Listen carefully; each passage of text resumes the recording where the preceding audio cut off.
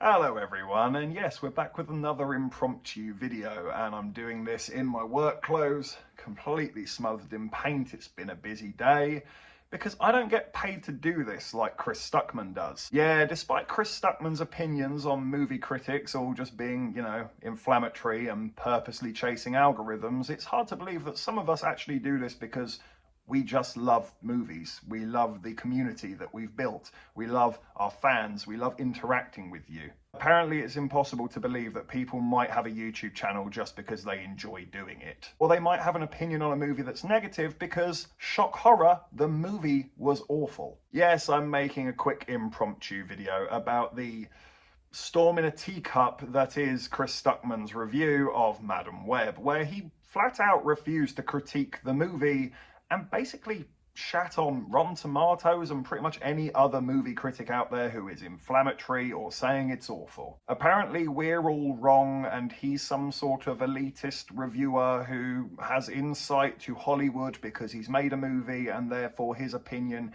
is 10 times more valuable than a poor sucker like myself who has to wait in line, pay his hard-earned money that he's earned from work on a Monday to Friday basis, squeeze it in at 5 o'clock on a Friday night in a movie that you don't even really want to see, with an audience who don't give a crap what you think, have come with their mates, are very drunk, talking through it, going on their phones. Yeah, no, apparently my opinion doesn't mean a damn thing, according to Chris Stuckmann, and that is why I wanted to make a video about this. I'm not going to attack Chris Stuckmann, I'm above that. In fact, I respect Chris Stuckmann. Without Chris Stuckmann, I wouldn't be making this video right now. Back in 2015-16, Jeremy Jahns and Chris Stuckmann were pretty much the two kings of movie reviews, if you will, in my world. I would always watch their reviews religiously. I didn't care what the film was. I would always want to know what they said about it because they were charming, charismatic, they had a good energy, they had a good presence in front of the camera, and oftentimes I agreed with them. Not always, maybe I was a few marks lower or higher,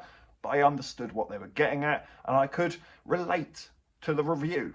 That's all this is. It's finding a community of people like you, people who love movies as much as you do and you can connect with them. So no, I'm not going to sit here and attack Chris Stuckmann and say how bloody dare you, but you're damn right I'm not impressed by those comments at all. I find them harmful, rude, insulting, and actually damaging to the movie world. If we just flat out refuse to critique anything, then there's no separation between what is actually valuable and what isn't valuable. Beau Travail is a fucking masterpiece. Madame Web is not. And guess what? Both movies are still valid for criticism. Nothing gets a pass. Heck, even I'm open to criticism. If you think there's a problem with my reviews, if there's something I can do better, absolutely let me know. I'm too close to it. I can't see the wood for the trees. You're further back and you can go, oh, he's making a mistake there. Even if it's something as simple as telling me to wash my hands and get the paint off my fingers before I start recording. Absolutely tell me how I can improve. In fact, just this past weekend, I did have a friend make a suggestion to me on how I can improve advertising my videos. Guess what? I wasn't offended. I was actually really grateful for that advice. It's something I hadn't considered. I'm not 100% sure about how we go about it, but I'm glad he's mentioned it because now I can look into it. Hopefully improve my content and my channel and grow as a reviewer because I'm open to the feedback. I'm open to the criticism. I have a big mouth and I'm not afraid to use it. You know me very well by now. If there's a movie I don't like, oh, I'm putting buckshot in the shotgun already. But I'm well aware of the repercussions of that. People might not like me. People might disagree or think I'm too harsh. Maybe it does cut ties with me and Sony. Maybe they never will give me a screener for one of their movies. So what? If that's how Sony respond to criticism, then fuck Sony. Why would I want to work with a company that are like that? I've never been shy about admitting the fact that I myself would love to make a movie one day.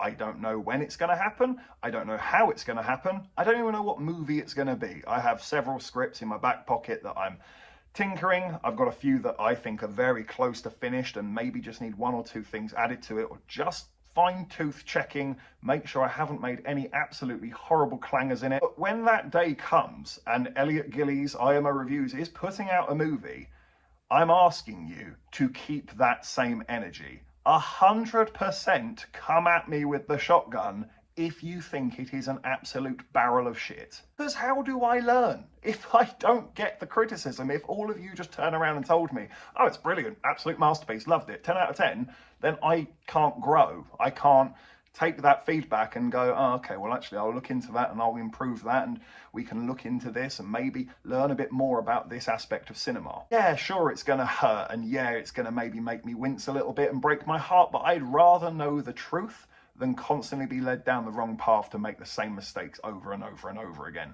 And to say that it's unfair to critique things because people made an effort, well, I'm sorry, Chris, but that's something that many reviewers already do take into account. I've never given a 0 out of 10 on any review. You can go back all over the last 2 years, even not next two.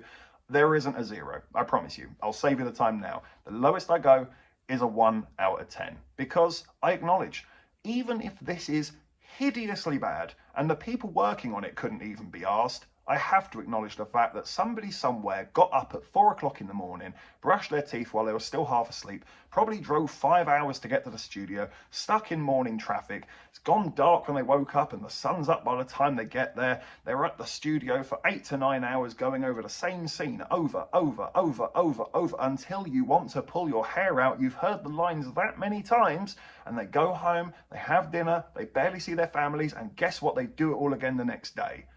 Yeah, I absolutely acknowledge that. And yeah, that's absolutely why I won't give a 0 out of 10. The 1 is the fact that you tried. If you can do more than that, then you might get a 2, a 3, a 4. And if it's actually bloody good, you might go past 5, 6, 7, 8, and 9.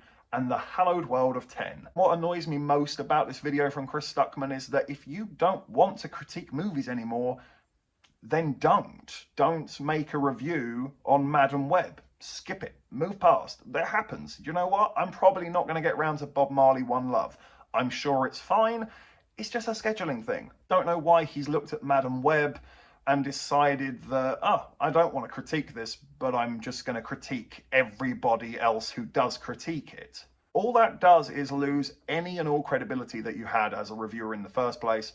You're frankly insulting your own fan base because you inspired people like me to do this. And please don't get the wrong end of the stick. Please don't sit here thinking, oh, we should cancel Chris Stuckmann. No, I hate anything like that. Let people live. Nobody's perfect. I'll make mistakes. There's probably mistakes in this video. I think that he's put himself in a predicament here. He's openly saying that things can't be critiqued whilst critiquing people who critique. Well, let's play your game then, Chris. If you're going to critique us, well, it's only fair that we shoot back. Because if nothing's shit, then everything must be great then. Or everything's just in the middle. There is separation. You can do that. And you can even critique something that you enjoy. Or find joy in something that you greatly dislike. Film isn't as straightforward as this is good and this is bad. There are in-betweens, there are people who are going to disagree with you, there are people who are going to have completely wildly different takes on a film and different understandings of a movie. It's absolutely no groundbreaking news to anyone that Sony are a bunch of fucking idiots who don't know what they're doing. You don't need to make a 12-minute long video telling people that it's Sony's fault that the film is bad. We all knew that, but we also can take into account that the directing in the film was fucking awful. The performances were atrocious. The sound design, abysmal. You can't sit here and tell me that the director is a good director. I've seen good directors. This is not one of them. The directing in Madame Web is fucking awful. The performances as well. I mean, have you seen the interviews with Dakota Johnson? She sacked her agent after seeing the trailer of the film. Even she knows this is not good. Please don't sit in your ivory tower of elitism because I know Hollywood people and tell us that we can't be upset that we've wasted our hard-earned money on something as bad as this. Especially when it's going to make you look like a massive hypocrite. I could easily go through Chris Stuckmann's videos and pull up 30-minute long videos on Batman vs Superman where he and John Flickinger are drinking and pissing themselves laughing about how bad the film is. Or the guy who started this. Don't turn around and now point the fingers at us. I'm not mad, I'm just disappointed.